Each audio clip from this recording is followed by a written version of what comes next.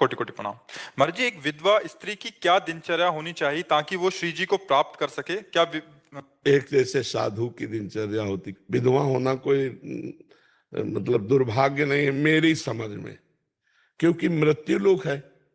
अब जितने दिन के लिए जो साथी आया था वो साथी चला गया। अब हम अपने असली साथी को खोज सकते हैं। मुझे अवसर मिला, जो अविनाशी पति है, जैसे मीरा जी कहती है, मेरा चूड़ला तो अमर है, क्योंकि मेरे तो गिरधर गोपाल दूसरों न कोई, जाके सिर मोर मुकुट मेरो पति सोई। तो प्रातः से लेकर शयन तक, शयन से लेकर प्रातः तक अगर ब्रह्मचर्य का पालन करे, क्योंकि भगवान ने अवसर दिया है, ब्रह्मचर्य पालन करे, शास्त्रों का स्वाध्याय करे, नाम जप करे, और समाज से हटकर एकांत में जैसे सन्यासी साधना करते ऐसी साधना करो, तो अपने कुल परिवार को भी तार देगा और स्वयं तर जाएगा। क्योंकि जीव न स्त्री है न पुरुष है, ये तो कुछ समय के लिए मिला हुआ है, न कोई किसी का पति न कोई किसी की पत्नी है। नाटक मंच पर माया के द्वारा ये रचित शरीरों के संबंध है, वो गया, उसका संबंध इतने दिनों तक था। अब परमात्मा से संबंध कर लो, अब भगवान से संबंध कर लो। हमें लगता है हर परिस्थिति का सदुपयोग करना चाहिए, दुरुपयोग नहीं। अब ये परिस्थिति, जैसे आप बहुत गंभीर मुद्रा में इस बात को समझना चाहती है, तो ये परिस्थिति का सदुपयोग है, पर ये बहुत धैर्यशाली की बात है। नहीं तो कल परसों एक प्रश्न था हमारा, उसमें यही लिखा था कि अब ये अकेलापन सहा नहीं जा रहा, मतलब ऐसा लग रहा है कि दूसरी शादी, नया कोई जीवन साथी चयन कर लें, मतलब वैधव्य हो गया था। हाँ, अभी और बहुत फिर इसमें कोई विलय सेट हो पाता नहीं। तो पहली बात होती है कि जो स्वीकार करता है उसकी हे बुद्धि होती है सामने वाले के प्रति, और उसकी दैन्य बुद्धि होती है। वो बहुत, मतलब हमें तो लगता है कि अगर सह जाए तो आजीवन ब्रह्मचर्य रहकर भजन करना चाहिए।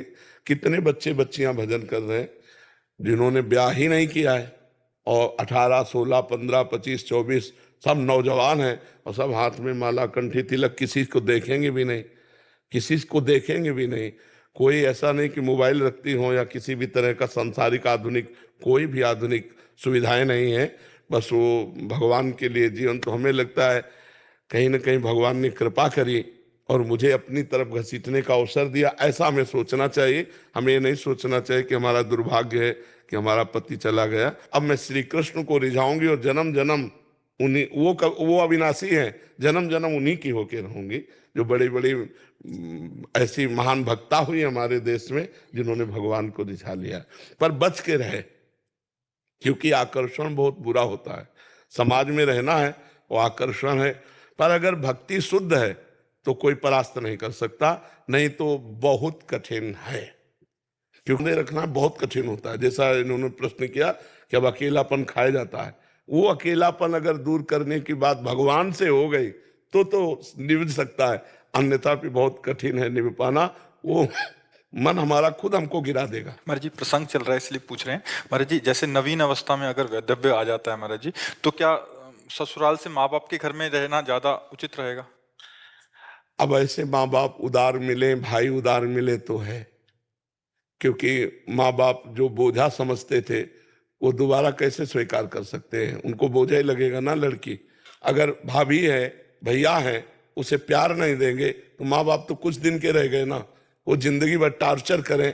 तो इससे अच्छा है कि वो ससुराल में व्यतीत करे। अगर वहां भी जीवन सही ना दिखाई दे तो आजकल समृद्ध भारत है, कोई नौकरी कर लो और स्वयं एक कमरा ले लो किराए का और स्वयं रहना सीखो। हमारी भारत की लड़कियां तो बॉर्डर पे भी लगी हैं, और अपने धर्म से चलो और अपना जीवन जीने सीखो। जीवन, अब वो समय नहीं है कि घर की बातें सहते रहो, विधवा हो गई तो घर के लोग टॉर्चर कर रहे हैं, कठोर शब्द बोल रहे हैं। नहीं, कोई नौकरी कर लेते हैं, कोई व्यापार कर लेते हैं और अपना जीवन जीते हैं, इस तरह का नहीं। और जो बहुत कम अवस्था में शरीर, जिनका पति का पूरा हो गया, मनो अभिव्याह किया और शरीर पूरा हो गया, तो सब कोई ब्रह्मचर्य तो नहीं रह सकता। उनसे हम प्रार्थना यही करेंगे कि अपने जीने का रास्ता निकाल लें, क्योंकि व्यभिचार से अच्छा है किसी एक पुरुष का वर्ण करके और धर्म पूर्वक चला जाए। अगर हम ब्रह्मचर्य नहीं रहेंगे तो व्यभिचार करेंगे, व्यभिचार करेंगे तो बिल्कुल नरकगामी हो जाएंगे। इससे अच्छा है कि हम किसी एक पुरुष को स्वीकार करके धर्म पूर्वक भगवत आराधना करते हुए फिर चले। और जिनको ये हिम्मत है तो कदापि किसी की तरफ आंख न उठाए और अपने जीवन को जीना सीखे, क्योंकि भगवान ने आपको बल दिया है, कोई बाल बांका नहीं कर सकता। यमुना बाई थी, गंगा यमुना बाई, तो जो ब्रह्मचर्य रहता है उसमें एक सुंदरता आ जाती है, ब्रह्मचर्य एक तेज है। तो सम्राट अकबर का भांजा अजीज बेग उसका नाम था, वो दौड़े पे आया हुआ था आगरे, तो यहाँ वृंदावन आया होता, उसने देखा इतनी सुंदर स्त्री और 9 युवती और वस्त्र गंगा यमुना स्नान से शरीर में लिपटे हुए थे। तो उसने सैन्य अब जो उसके साथ थे आदेश किया कि इसको हमारी सेवा में भेजा जाए। बोले नहीं, ये तो संत हैं, ये कोई संसारिक पुरुष नहीं है, ये नहीं आएंगे। अब उसका मन गलत हो चुका था, वो पदवी पे था, तो उन्होंने कहा अगर आप किसी भी तरह का शासन प्रयोग करते हैं तो समाज बिगड़ जाएगी।